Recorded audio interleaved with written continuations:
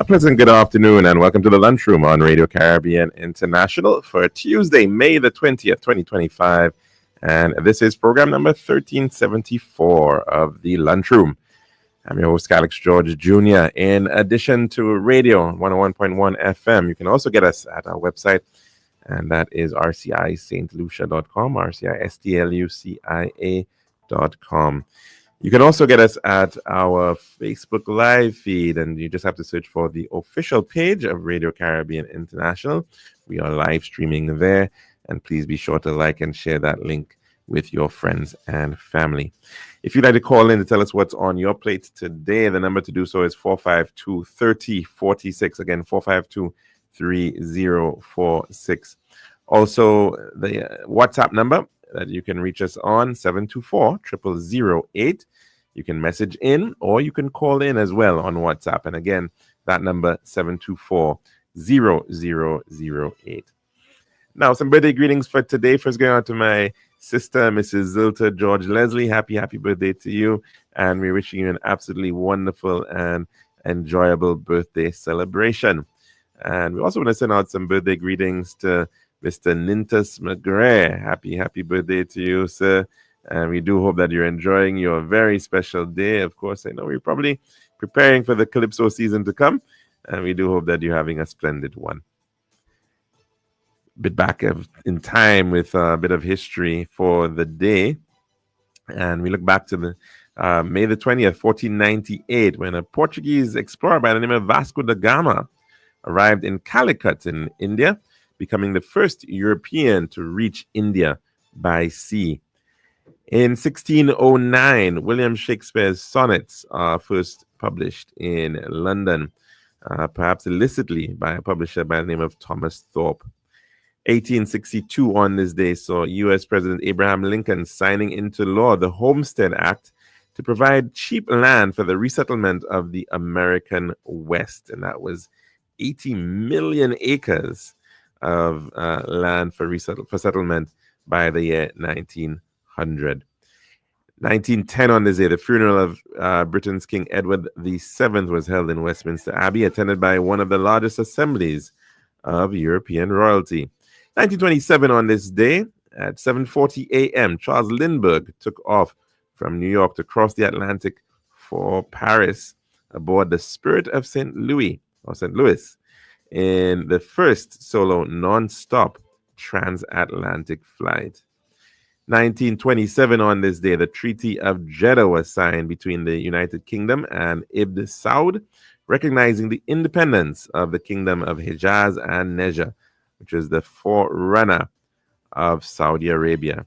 And in 1990, on this day, May the 20th, the Hubble Space Telescope sent its first photographs from space. We now head to our dish of the day.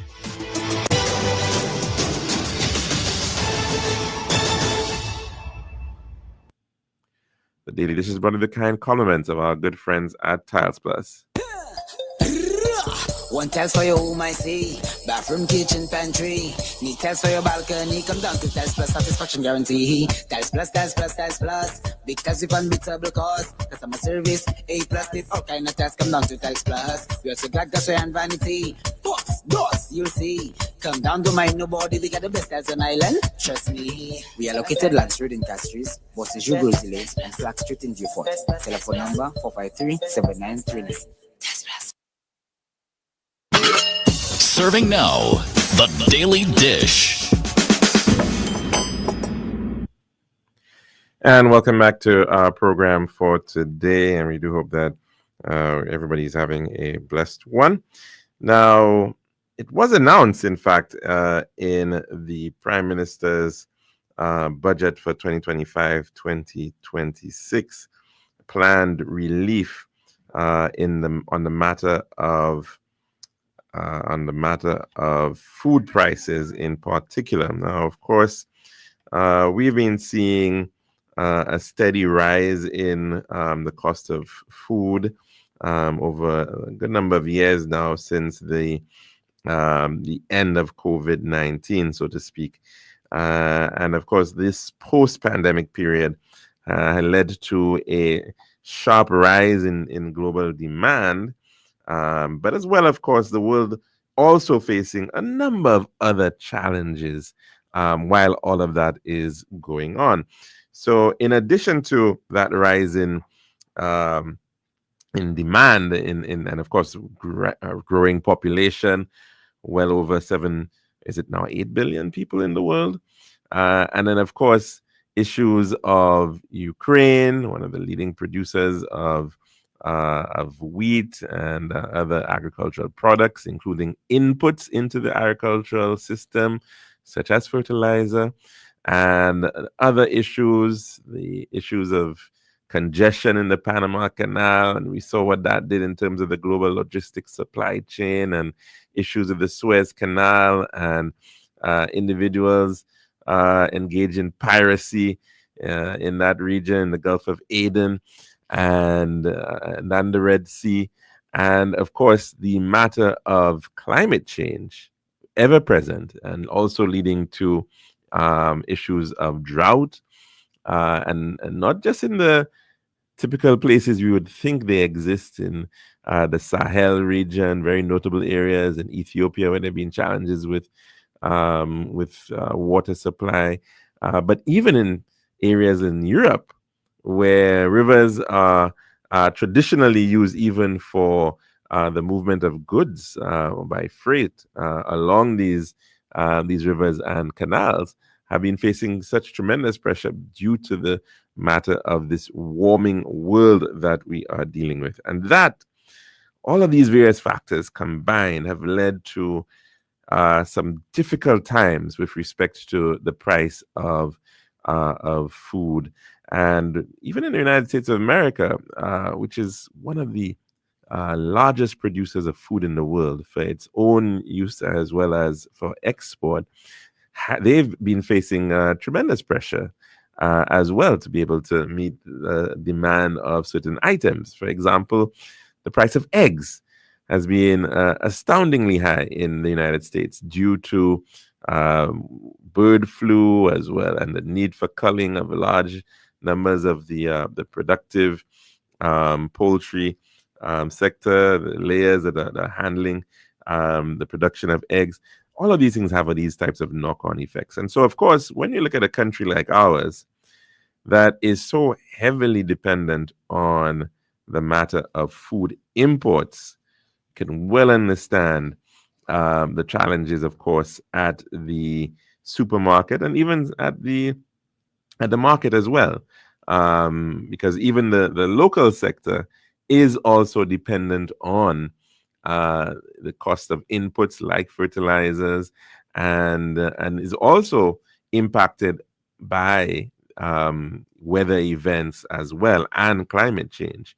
So we certainly are living in a fairly turbulent time when it comes to food security, and it certainly is perhaps a wake-up call in that regard. Now, of course, there have been calls for reductions and trying to see what government can do in a situation like this when you actually do have goods coming in, and the cost of the goods coming in are increasing, right there. And so even when they're landed, they're higher prices. And then, of course, even within this environment, if that was not enough, the additional uncertainty of a potential a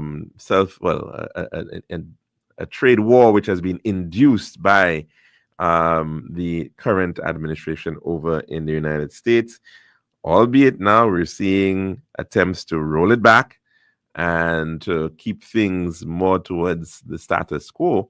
But sometimes these things have had the effect that already, and people are adjusting prices accordingly. And sometimes, and that's the thing about inflation, it quite often keeps on going up, and it's cumulative. It's very, very difficult to roll back.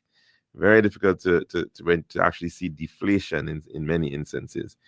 So the attempts now, of course, by the state are pretty limited. Now, even before this, of course, especially in the case of foods, much of the food that is in fact imported has been VAT exempt. But there have been other few other areas where you can actually have some perhaps reduction. And one of them has been the matter of the service charge. Of course, there are items, food items, that do in fact have been subject to VAT. And the government is also looking at those matters right about now. It was announced in the budget, as I mentioned, and the Prime Minister, in fact, yesterday at a pre-cabinet press briefing, brought forward, perhaps give a reminder of some of the changes that are expected in terms of trying to reduce the price of items on the shelves, and of course in the supermarkets. Let's take a listen to Prime Minister and Minister of Finance, the Honorable Philip J. Pierre, speaking yesterday at that pre-cabinet press briefing.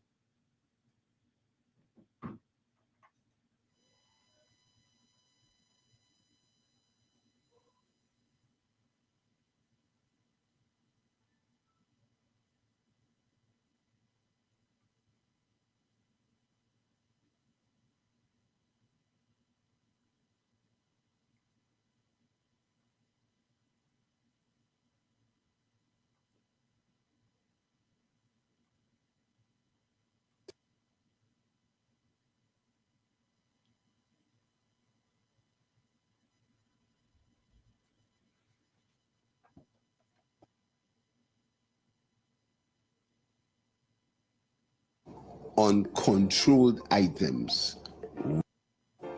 From the 1st of June, the 6.5% service charge on controlled items will be removed. It will not be charged.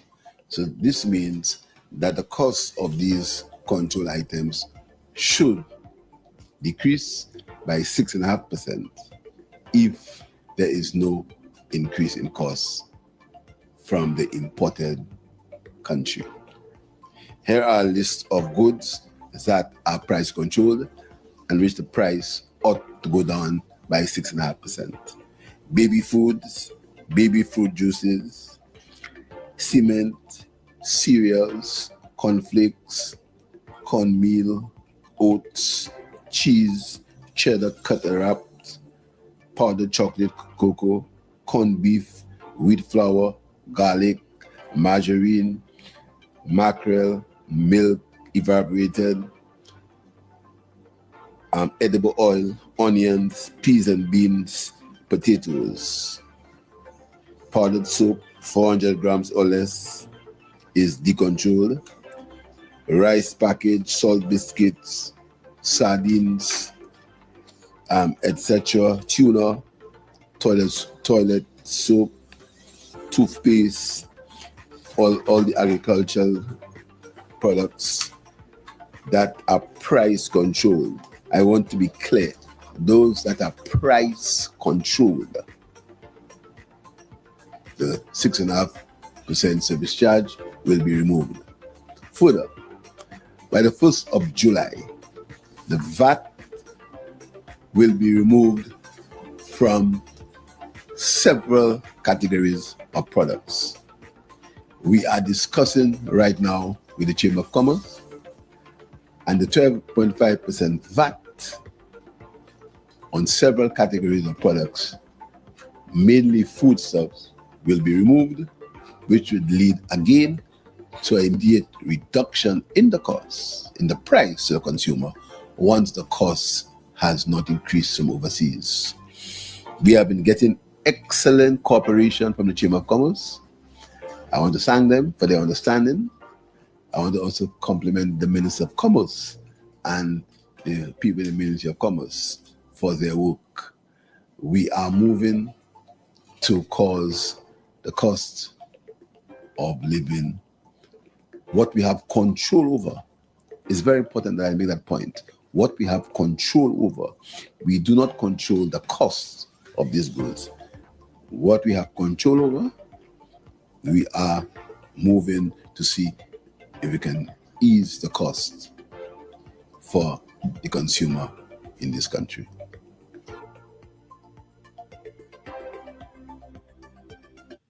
And that was the Prime Minister of St. Lucia, the Honorable Philip J. Pierre, speaking yesterday at a press conference, that Monday morning press conference held as a precursor to cabinet meetings. And as I mentioned, of course, that had been already announced in the budget 2025-2026, and the Prime Minister giving some details there in terms of the dates of the rollouts, a two-phase approach. In the first instance, tackling price control goods, and those goods would already have restrictions on them, which in fact sort of limit the extent to which those items can be priced. So what would normally happen is that in the case of, say, an item that's mentioned like cheese, a supplier or a retailer will only be able to have a fixed markup within which they can actually sell that product. So if it is coming in, for argument's sake, at $100 per unit, the tendency is that beyond the, let's say, inclusive of taxes and all freight and everything, they can only mark it up by, say, 30% or 15%. So it could only be, let's say, 130 or 115, whatever, depending on whatever the rate is. Now, of course, there has to be some leverage or some space within which the supplier or the retailer can in fact make a profit, because otherwise, if not, the individual perhaps just not bring in those items at all. And so, of course, that's why you've got what would normally be deemed a reasonable markup allowable for a retailer. But in addition to that, the government is now saying they are in fact going to take out the service charge, which is something that is charged on nearly every product coming into the country.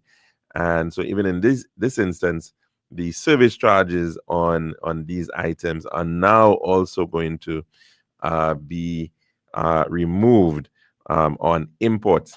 Now, that would, of course, largely be the items related to food in a basket of goods, but it also includes other items that are price controlled, including cement. Now, of course, you'd recall that there is an ongoing VAT reduction or VAT exemption, if you like, on certain construction materials, including cement.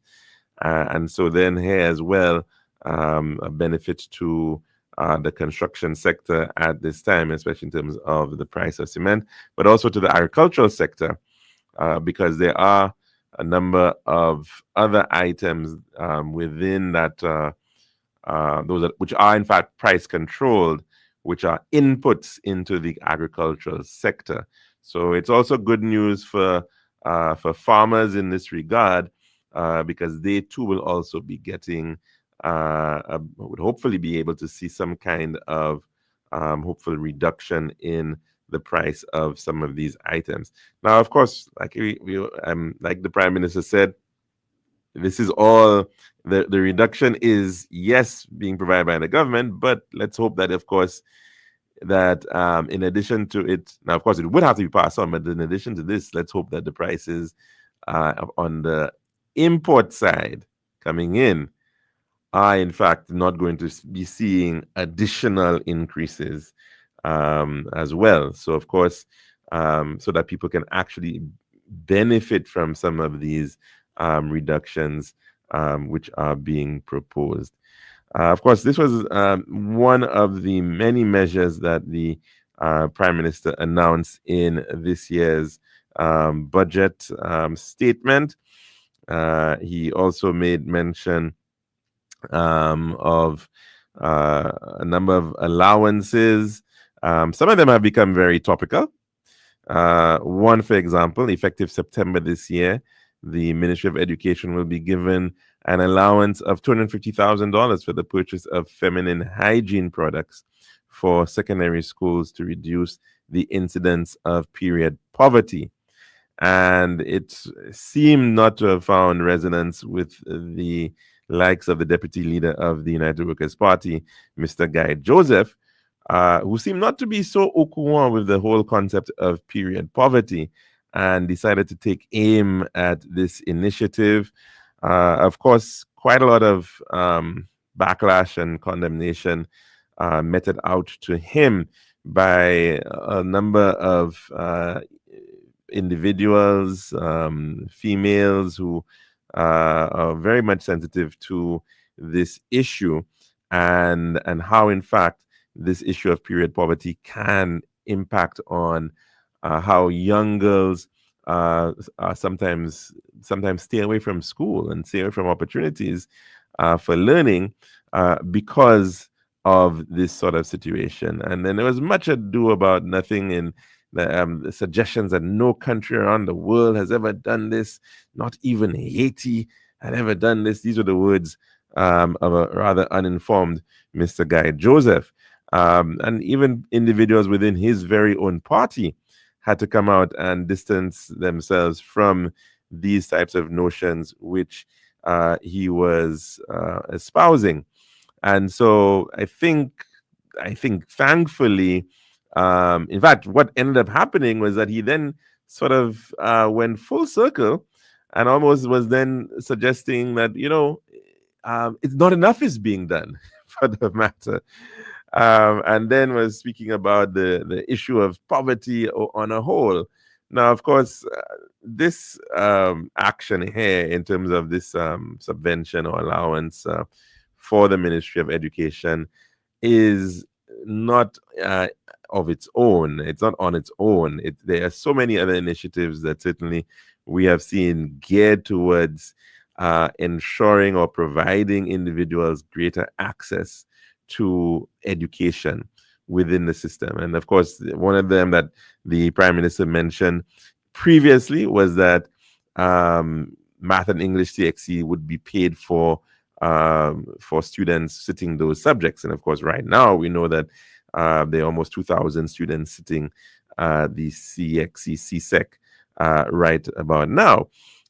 In addition to those two subjects, which are of course compulsory, this new academic year, government agreeing to expand that to an additional two subjects being paid. And of course, the caveat being one has to be a science or a foreign language. So at least one of them needs to be a science or foreign language. Of course, it could be two sciences, it could be two foreign languages, but at least one needs to be one of those. So, of course, that is pretty good news. Most students sit about 7 CXCs, so certainly more than half of that CXC fee now being covered by the government. It's, of course, some instances, some students will sit more, but certainly would be a good help in this regard. And, of course, that is coming against a number of other initiatives previously. The One Laptop Per Child program, of course, which has been ongoing to ensure that each child has been afforded a laptop within a secondary school, and issues such as the facilities fees, which has been very controversial in the past sometimes.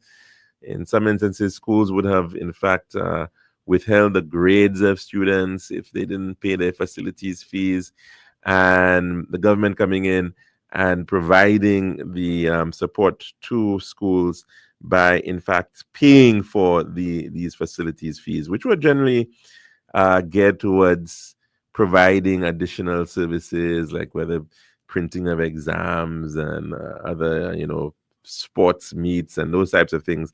Quite a lot of those were the reasons why facilities fees would be collected in that first instance. The government also introducing a 10-year passport, and that had been, again, one of the areas where, no doubt, I suspect, there's been some clamoring for some time regarding the matter of the passport. I mean, we've seen, of course, in the past, issues in terms of the pace at which passports would be issued, and that has been a very topical thing, the level of service within the passport office. And when we've seen some improvements in that regard, certainly it's improved appreciably. But in addition to this, of course, the fact that you don't want to have to necessarily go every 5 years to get a new passport is also being addressed. And so that would be very beneficial, no doubt, to citizens who want to be able to access a passport for a longer period of time. I heard Mr. Joseph talking about visa poverty. Not too sure what how that necessarily holds, but we are seeing, of course, in terms of passports, you can certainly have a passport for the full length of time, or almost, that you actually perhaps will get a visa for. So that initiative also was announced in the 2025-2026 budget address.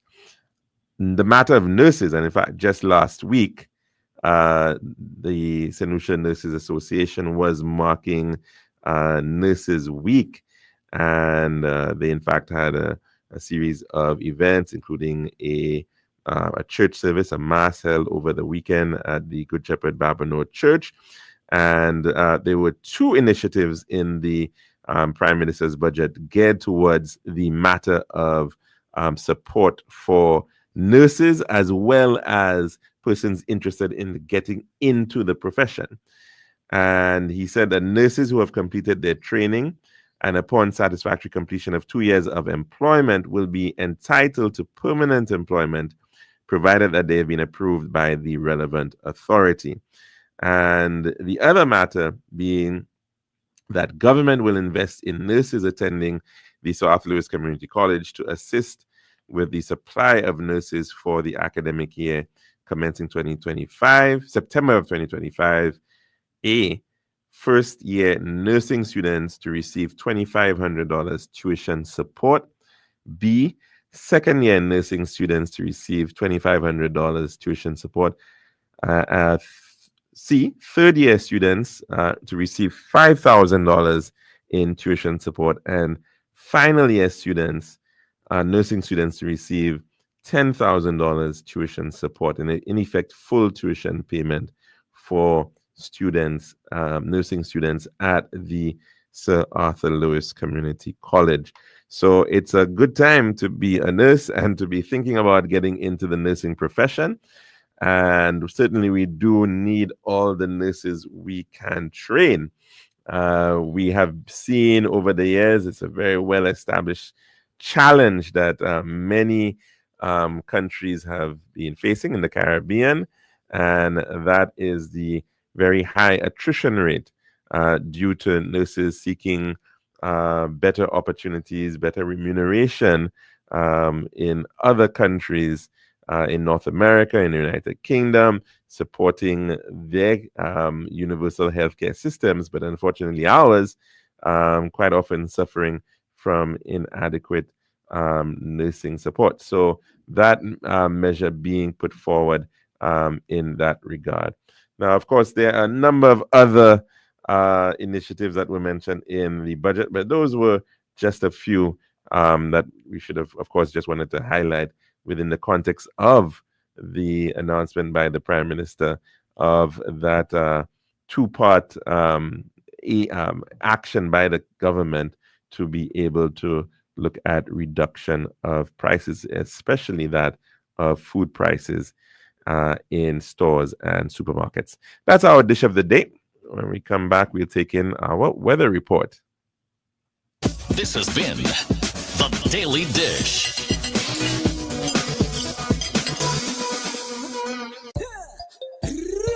One tiles for your home, I see. Bathroom, kitchen, pantry. Need tiles for your balcony. Come down to Tiles Plus, satisfaction guarantee. Tiles Plus, Tiles Plus, Tiles Plus. Because if unbeatable cost. Customer service, A+. This all kind of tiles. Come down to Tiles Plus. We also got gas and vanity. Books, doors, you'll see. Come down to mind nobody. We got the best tiles on island. Trust me. We are located Lance Road in Castries, Bosses Jugo and Slack Street in Beaufort. Telephone number 453-7939. Tiles Plus. Island style. We got the time to make you go. We got the time to make you say, we'll have to make the right choice. Island style. We got the time that will make you happy. Island style. Oh yeah. We make your dream come alive in Island style. We have times and things, sets, mixes and ground. Everything you need is on the house out. For the best price and the latest style. Take a little drive down to Island Style car. We got the time to make you go. We got the time to make you say, quality rice, service choice. It's all an Island Style. Visit us at our showrooms in Belarus and Rodney Bay on the John Compton Highway, Cass Street, and behind Ruby's Gas Station on the Library Viewport Highway. Or call us on 450-452 or 453-TILE. Island Style, Tile and Bath. When you think tile, think Island Style. This is Radio Caribbean International. It's now time for the weather news. And that's of course on the 1.1. It's now time for your weather report as of 12 noon today, presented by Island Style Talemba. The forecast for St. Lucia Valley for the next 24 hours. Winds will be blowing from between the east and east-southeast near 18 miles per hour or 30 kilometers per hour. The weather partly cloudy to occasionally cloudy skies with a few scattered showers.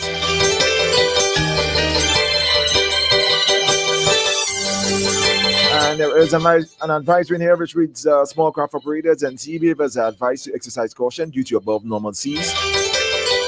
The forecast for the lesser entities, partly cloudy to cloudy at times with some scattered showers and possibly isolated thunderstorms.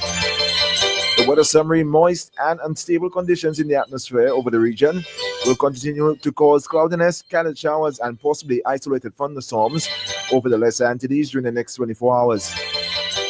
The tropical wave over the eastern tropical Atlantic is moving westward near 12 miles per hour or 19 kilometers per hour. And this was your weather forecast as of 12 noon today, presented by Island Style Talemba. This has been RCI's Weather News. For more information, call the Weather Hotline at 454-3452. RCI 101 number 1. Island Style. We got the time to make you go. We got the time to make you say, we'll have to make the right choice. Island Style. We got the time that will make you happy. Island Style. Oh yeah. We make your dream come alive in Island Style. We have times and things, sets, mixes and ground. Everything you need is on the house out. For the best price and the latest style. Take a little drive down to Island Style car. We got the time to make you go. We got the time to make you say, quality rice, service choice. It's all an Island Style. Visit us at our showrooms in Belarus and Rodney Bay on the John Compton Highway, Cass Street, and behind Ruby's Gas Station on the Library Viewport Highway. Or call us on 450-452 or 453-TILE. Island Style, Tile and Bath. When you think tile, think Island Style.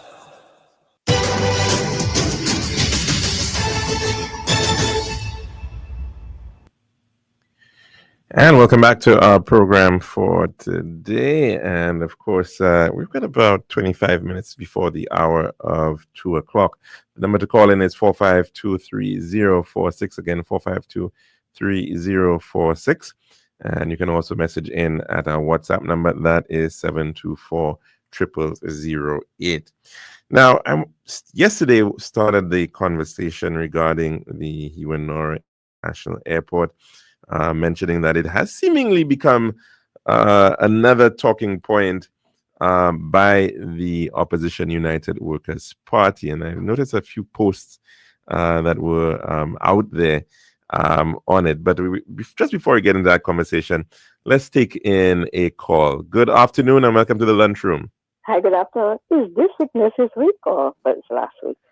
I believe it might be this week, actually. Oh, yes.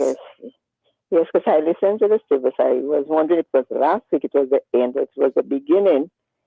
So if it's this week, I would like to be all the this is my very best. I have people friends at the nurses last week, and they sent me free packets of one of my favorite nuts.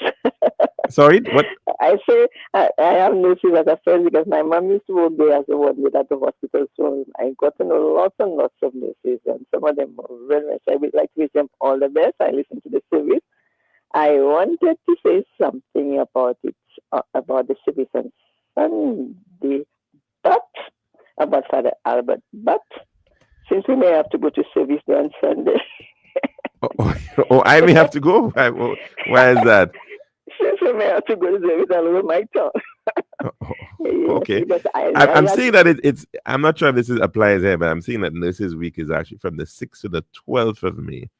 So it probably. Yes, because I've been the end of the. So, but the Nurses Month is all of May. So. Okay. Yeah. So that's why the event, the church service was over. Yeah, and it's also the Blind Welfare Awareness Month. Okay. Yeah, there is a theme, but I cannot remember the theme. We have a whole lot of things on. And we have, I think on the 29th, there will be a walk, but it's just government officials. Mm-hmm. A short walk from the Serenity Park, I think, to the center, but they will be blindfolded. Okay. Every government minister and officials, so that at least they have an idea of what it is like, So what's the route you say? From? I think from like the Prime Minister's office there to the multipurpose center, the courts, the court. The multipurpose court. Yeah, the sports complex there.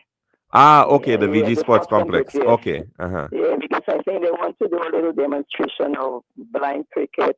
We also do tennis because we do dominoes, we do tennis. Then we have a big tennis, the table for table tennis. Mm-hmm. Yeah, and we explain it and show how we don't hit the ball above, we do it at the bottom, knock the finger, and it's easy. Because I have played the tennis and I think I win a match when I do. Okay. Yes, a lot of those things, and we have special programs. I say one of these days there's a special treatment. It's a must-have treatment, but it's done by the Japanese because they have 2 tutors that are there at Blind Welfare. They come to teach the program goes for almost 4 years. They do the first year, second year, third year until they're certified. But it's not what I would call the normal massage because it's really like a health treatment, like for your feet, your back, everywhere. And I say, one of these is if one of the Japanese can come with one of the people at the field to explain that kind of treatment. Mm. Because it never really needs to be proven. Because nowhere in St. Lucia have that treatment been given. And it's at a course, but I'm hoping that some other people they can actually come and explain it in full. So now, that people right. understand. Yes. So now, Carla, have you visited the aquaponics facility in Viewford that is being run in conjunction with the National Council for Persons with Disabilities? I have not visited it yet, but I know one of the guys that doing. I think one there's lettuce. Yes. He's the one to say, but he's totally blind. And that's correct. Yes, that's Tixie. Yes, that is correct. I know of all of his, and when I eat his lettuce, I try my best to buy it at the supermarket. Okay. Yes, always. Yeah, he's a very nice guy. Very nice guy. It's his son the 15-year-old that got killed. Yes, I recall. Yes. So they have a whole lot of things on the agenda. So I hope maybe that you might be one of those from with the officials that will take that walk. What date is that? It's on the 29th. On the 29th? Yes, because I think mostly they spoke to the Prime Minister's, what's his name, the disability one, and all of them. Mr. Norbert. Most of them. Yes. I think even the Prime Minister might be this. We want to get all of them acquainted what it is to feel like. So, and there's a whole lot of things. It's just the promotion has to be taken. So I think. Sounds like lots of fun. All right. Yeah. They introduced me to the table tennis. And I did like it. It was nice. The table is big and large, and then, once you get a hang of it, it's quick. But they're not allowing anybody that is not blind to play tennis. Oh, okay. Because it's meant for people that are blind or have their visibility is not that good. That's what you think. But Yes, if somebody that is cited playing with us, by all means, but make a mess with us too. Yeah. Yes, I of course. listened to what you said about Mr. Guy Joseph. He was trying to explain what visa poverty was. He said that some grandma went with her child to get a visa, and then they turned down the child and they took the grandmother's visa back. So that's what he is saying, that is visa poverty, and that is due to CIP. Well, I don't know how that could be tied together. I mean, for one, I would very highly doubt that the U.S. authorities have said that I am not granting you a visa because of CIP. So I don't know how that he has reached that far with his assertions. Now, if he suggested that there is a lower acceptance rate now for St. Lucians, I don't know that necessarily is correct. I mean, there's always been an acceptance rate issue that people have experienced, and it varies from country to country. And the United States has, unfortunately, has a system in place where it deems, the risk, it analyze risk, and what are the chances of this person potentially not returning to their country of origin or trying to become a flight risk, and on a lot of those bases, you would or would not be granted a visa. That's their prerogative, right? But I mean, it would be good for him to come with some kind of real evidence to show how, in fact, has our visa acceptance rate dropped significantly. I don't get it. I really don't get that. But I think up to Sunday night, I was just sitting and I happened to get what's his name? Martinez was on speaking with Lisa Sunday night on a program they have. And he's still on that thing. Said he spoke to Mr. Drew as the Prime Minister of St. Kitts and all sorts of things. But right now he's been a good boy by staying, because they tell him to let it stay, because to let the federal government do the thing. So that's why he's staying quiet, and he's been a good boy. Just listen to Mr. Martinez. Mr. Martinez is saying that he is being a good boy? Yeah, he's been a good boy, because as he was trying to get that through, but what they telling him is that leave it to the federal government, and they will take charge of that, because all these things are under investigation, and he was going on and on with some kind of crap. But he said that Prime Minister Drew, but he very linking it to Prime Minister Drew and the St. Kitts government and St. Lucia. So he's just waiting, patiently waiting for that the federal government to really do the work and come and do what they have to do with those countries. And I don't know. I was just listening to that gentleman, and just the fact that he said why he's not saying nothing is because he's just been a good boy and waiting for things to fall in place. I just turned the channel. Okay, we'll have to see, caller. I mean, like I said, remember, some people have tried to win election campaigns, on the basis that they will make visa-free access to the United States available. So anything is possible in the political space. So I guess we'll have to just wait and see what all the promises will be like in that regard. I just find sometimes, right? Even sometimes even what is that guy named E.T. E.T. calls sometimes, and E.T. just makes some kind of statements, outlandish statements, and he just does it, and he just throws it out there. Throws it out there without, and when you try to talk to him or to explain to him that where is his facts. Remember, there were 4 promises that I mean that we can think back to, right, made by Mr. Alan Shastney in the past. One was a matter of visas. He tried to, people tried all kind of things to say, well, he didn't really mean it. But when you say something like that, right, I mean, it's clear that you are trying to give an impression that St. Lucians will no longer need visas, right? That's one. Then let's remember bananas to France. France, yes. Remember that? On the eve of a general election, came out and he said that we're going to have bananas to sold to France, and the price is going to be better. And nothing came out of that. Yes. Absolutely nothing came out of that one as well. Yes. Then remember, he also said he's going to reduce crime, right? Yes. And Remember that statement? Reduce. Kenny can't, but he will.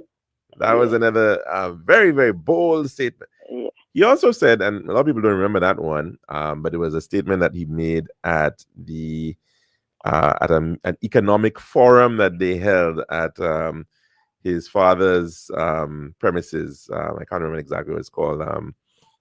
Behind the Rodney Coco, yeah, but there's a name that they use. Yeah, but whatever it is, it's a conference facility. Yes. In his building there, and he at that statement said that he was going to eliminate the foreign ministry. That there would be no more. Sorry, there'd be no more missions. There'd be no more embassies. Right.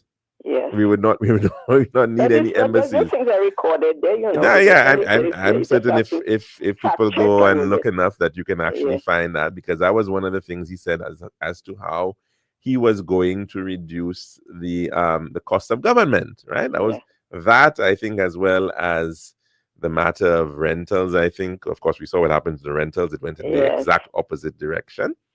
And of course, the other thing I remember he said that he was going to eliminate VAT. Yes, right? It took 250. Eliminate VAT. Eventually, it would come. It would take it out completely. And then it was shifted, right? Remember? So then they said the eventual elimination of VAT. Of course, that never happened either. But yeah, I mean, we've seen that Mr. Chasney has very little issue with making very astounding and perhaps unrealistic promises, and quite often things that he has really no control over to begin with, right? The visa matter, the crime matter, you know. Yes. That's why I need to ask that place they had in V4 for the horse riding, the track that. Yes, the DSH racetrack. Why is it not possible that the guys that doing horse racing in V4, why can't they use that place? Because they're trying to find it right now. They cannot find any more races. Because unfortunately, the reality is the government has that they signed on to a contractual agreement regarding that racetrack. Okay. And I don't believe that there's any such arrangement within the agreement, that DSH agreement, no clause to say that if in the event that it no longer is operating, then the government can take it over, or that the government has certain rights over its use, right? Never mind, of course, the government was the one that even sponsored the first race, right? The inaugural race was paid for that horse racing track. That's the thing. Government money. Yeah, well, the government money went into the road, the bypass road. Yes. That was built to facilitate the racetrack, $15 million almost. And the government also pretty much, handed over the land, remember, at $1 an acre for 99 years. Yeah. So in those instances, really, I mean, we can all see that really and truly there was a great level of government subsidy and spending to facilitate this facility. And unfortunately, it's pretty much almost abandoned. At the moment, and so because I think it's a perfect place for those guys because usually around February, certain times of the year they have those races, and you tell me you did not put a clause in place to say, okay, look, at certain times my people want to do the horse racing, that at certain time you allow them to use that track, but nothing like that, and this guys just looking for nowhere for them to. Today, and it's not now those guys that you have something, they never put something in place to assist them. And it's unfortunate even further than that, caller, because we also recall, and this is the irony of these types of situations, it was a UWP government. Mr. Ezekiel Joseph was the Minister for Agriculture, who went ahead with a meat processing facility at a cost of over $20 million. Over $20 million spent on it. State of the art in equipment being brought in, right, to facilitate our food security and all of that, abandoned and put on pause. right? Come on. And then you know what the result of when these things happen. It's the same thing Yeah. with St. Jude Hospital. Yeah. I don't know if you see Mr. Reno Kajada's Yes, I interview heard him. with Dale Elliott. Yes, he And had the whole, yeah. and the issue was that the facility was abandoned to the extent that there was there was no maintenance of everything. The equipment was Yes, I listened to effectively that. had to be thrown away. We don't even Yeah. know what happened to some of the equipment, especially like the laundry equipment and the kitchen Yes. equipment. Total mess up. Who got it? Who was it sold to?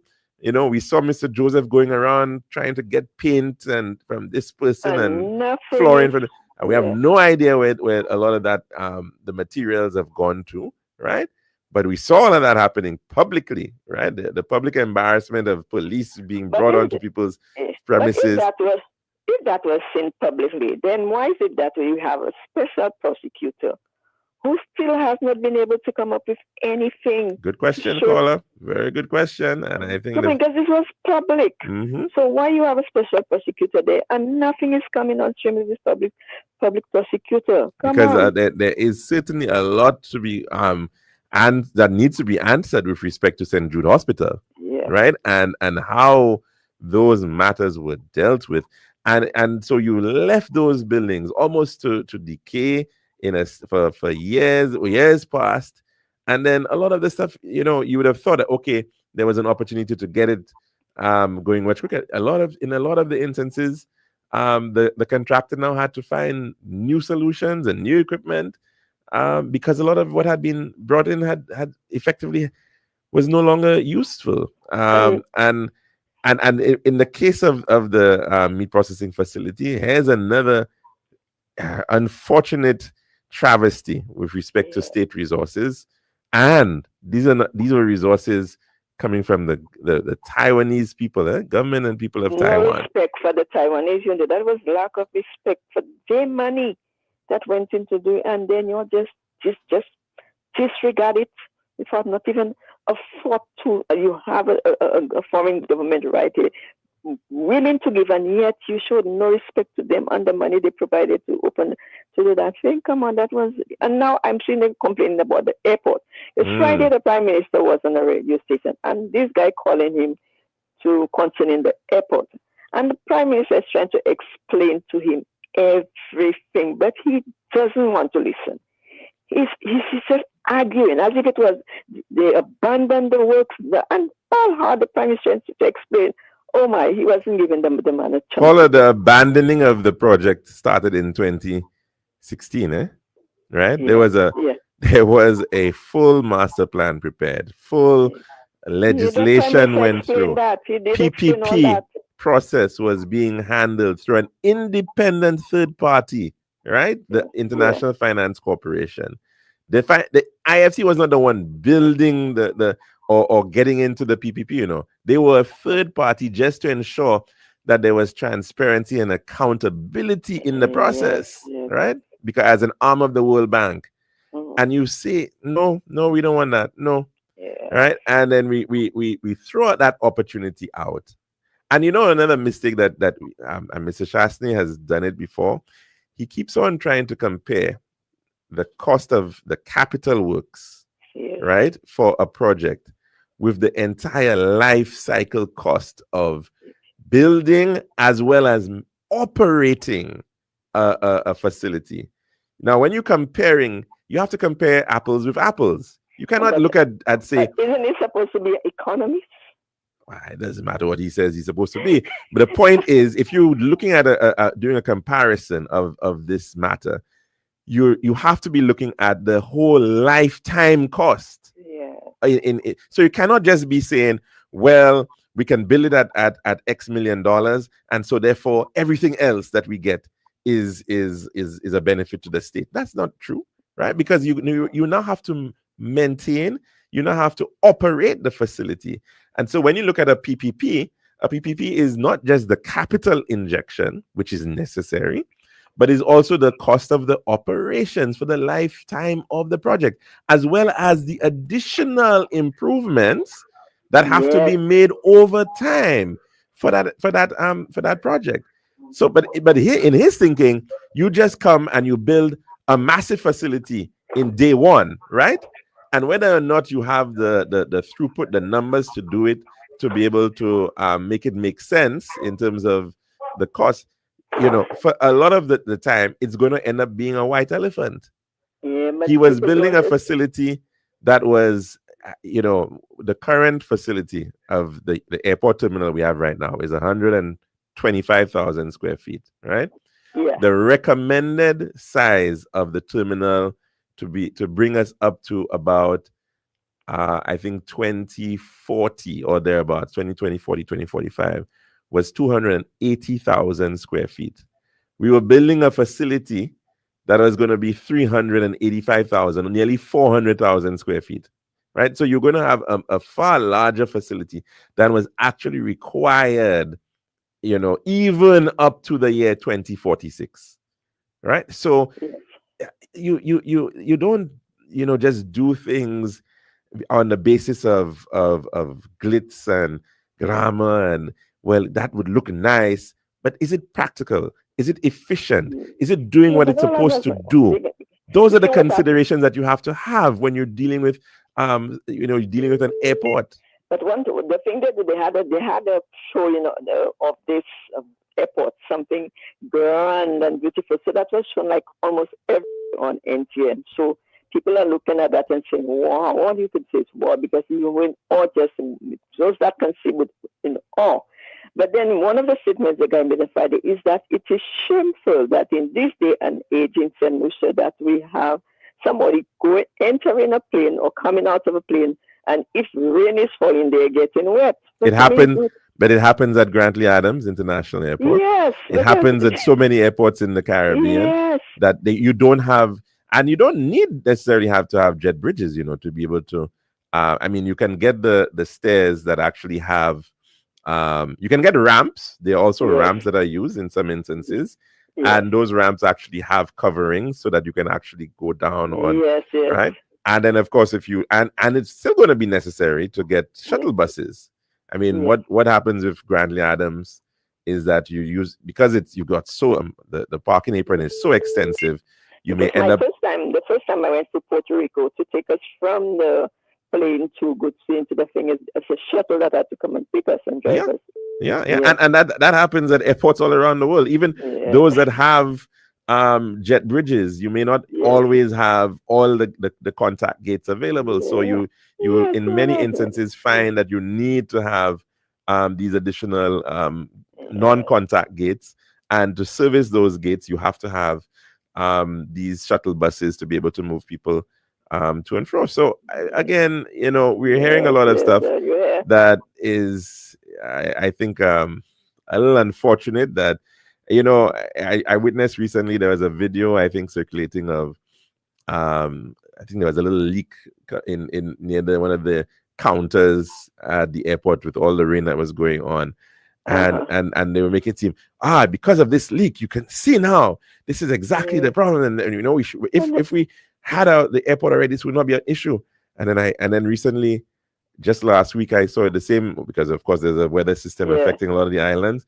And at the Bradshaw Airport in St. Kitts, which is a pretty modern airport, and a massive leaks in the airport, right? More modern than ours, but massive amount of leaks impacting that airport right about now. Barbados, Grantley Adams, you have that too? No, but even in the U.S., I listen to the news every night, and right now they're telling you that there are like so many problems with air traffic control, and they were saying most of the equipment are, they should not even be there anymore. Yeah. If you had the complaints about equipment, and it's a lot.